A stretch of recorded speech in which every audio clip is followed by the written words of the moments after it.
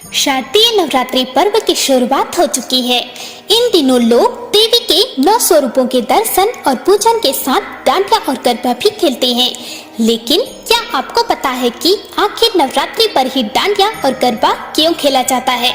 महाराष्ट्र और गुजरात में होने वाले इस लोक नृत्य का मां दुर्गा से सीधा कनेक्शन है। वैसे तो गरबा और डांडिया खेलों की उत्पत्ति गुजरात से हुई थी, लेकिन देवी के भक्त पूरे देश में हैं।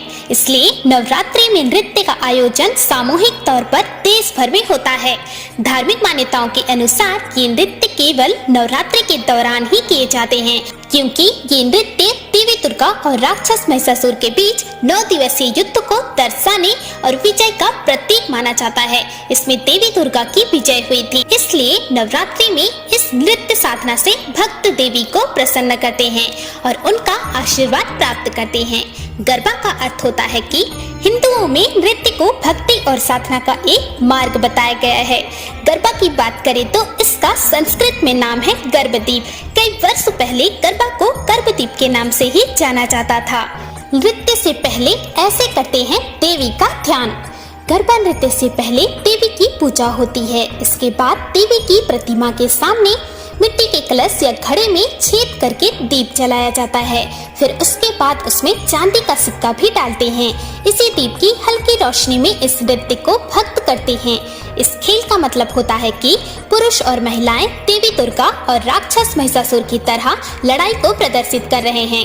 गरबा नृत्य के लिए विशेष पोशाक भी होते हैं। इस नृत्य में ताल से ताल मिलाने के लिए महिलाएं और पुरुषों का 2 या फिर 4 का समूह बनाकर नृत्य किया जाता है। डांडिया नृत्य, इसमें पुरुष और महिलाएं दोनों रंगीन और सजावटी बांस की छड़ियों के साथ ढोलक और तबला जैसे वाद्य यंत्रों पर नृत्य करते हैं। इसे देवी देवताओं और राक्षसों के बीच युद्ध को प्रस्तुत करने का एक सुंदर तरीका माना जाता है। डांडिया के दौरान इस्तेमाल किए जाने वाले रंग बिरंगे सेट्स देवी दुर्गा की तलवार का प्रतिनिधित्व करते हैं। गरबा यानी कि गर्भदीप।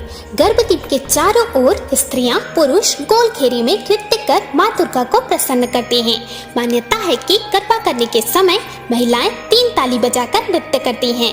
वह 3 तालियां ब्रह्मा, विष्णु और महेश के प्रति अपनी श्रद्धा प्रकट करने का तरीका होता है।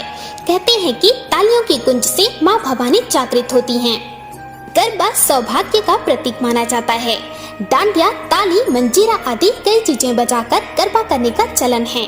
9 दिन देवी के समक्ष गरबा किया जाता है।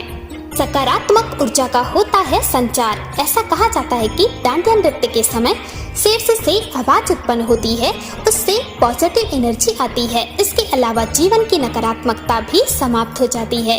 ठीक ऐसे ही गरबा नृत्य के दौरान महिलाएं 3 तालियों का प्रयोग करती हैं, जिससे सकारात्मक ऊर्जा मिलती है।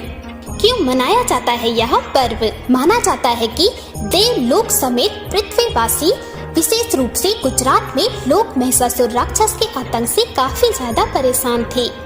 तब पृथ्वीवासी और देवताओं की परेशानियां देखकर ब्रह्मा, विष्णु और महेश ने माता से मदद की गुहार लगाई।